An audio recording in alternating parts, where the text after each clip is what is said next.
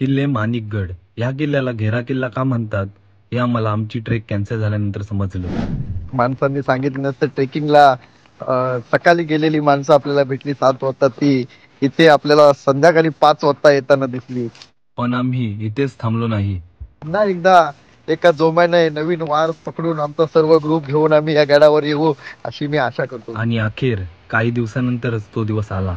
मी आणि माझे मित्र फायनली माणिकगडाची भटकंती करण्यासाठी निघालो. पनवेल पासून फक्त 24 किलोमीटरवर हा किल्ला लागतो. किल्ल्यावर येताना पूर्ण सावध राहा, कारण पूर्ण ट्रेक हा जंगल ट्रेक म्हणून ओळखला जातो. माणिकगडला यायचं असेल तर वडगाववरून ठाकरवाडीला गाडी लावून तुम्ही तुमचा ट्रेक चालू करू शकता. माणिकगड हा किल्ला सरखेल कान्होजी आंग्रे यांनी 1700च्या दशकात हा किल्ला बांधला. माणिकगड किल्ला मावळ ते पश्चिम किनारपट्टी व्यापारासाठी पहारेकरी म्हणून काम करत होता. पुरंदरच्या तहाचा एक भाग म्हणून मराठ्यांनी मुघलांना अनेक किल्ल्यांचा ताबा दिला. त्यात माणिकगडाचाही समावेश होता. 1 तास पूर्ण किल्ल्याला घेरा मारून आम्ही फायनली किल्ल्याच्या पायथ्याशी आलो.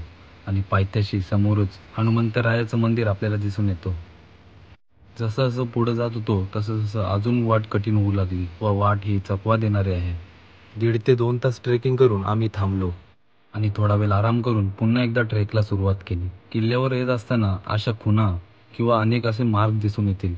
ते मार्ग फॉलो करत करतच पुढे या, नाहीतर इथेच कुठेतरी हरवून जा, कारण आजपर्यंत अनेक लोक इथं हरवून गेले. किल्ल्यावर येताना खाण्यापिण्याची वस्तू नक्की आणा, कारण का तिकडे कुठेच तुम्हाला दुकान मिळणार नाही.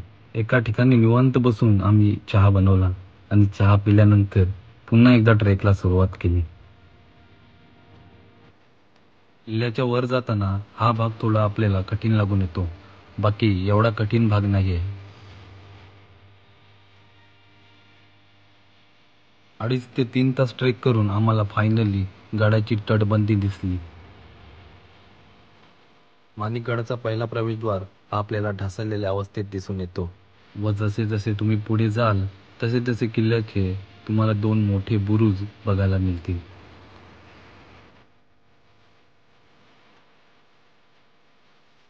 काही वेळातच पुढे गेल्यानंतर आपल्याला किल्ल्यावरील पाण्याची टाक बघायला मिळते व तिथूनच आपल्याला वरील असलेली किल्ल्याची तटबंदी बघायला मिळते. जसं जसं तुम्ही वर जाल तसा तुम्हाला पहिलाच चुन्याचा घाणा बघायला मिळते. चुनाच्या घाण्याच्या पुढे गेलात तर आपल्याला काही वास्तू दिसून येतात व त्याच्या खालीच प्रवेशद्वार दिसून येतो.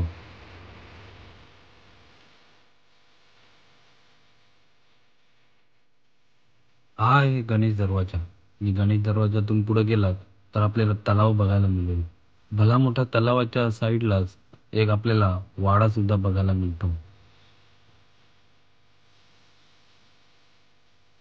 खालून जे ढासळलेल्या अवस्थेत 2 बुरुज पाहिलेले ते हेच बुरुज होते. 2 बुरुज बघून झाल्यानंतर आम्ही गडाच्या दुसऱ्या साईडला जाण्यासाठी निघालो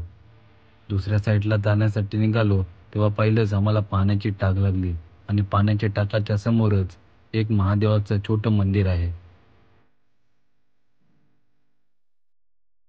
महादेवाचं दर्शन करून आम्ही पुढे निघालो आणि पुढे पण काही वाड्याचे अवशेष आपल्याला बघायला मिळतात आणि वाड्याच्या पुढेच आपल्याला किल्ल्याचा शेवटचा भाग बघायला मिळतो.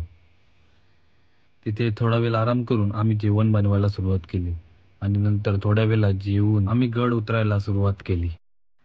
छोटा ट्रेक समजून या किल्ल्यावर येण्याची चुकी करू नका आणि सोबत खाण्यापिण्याच्या वस्तू नक्की ठेवा. चला तर मग भेटू पुढच्या भटकंतीमध्ये. जय शिवराय, जय शंभूराजे.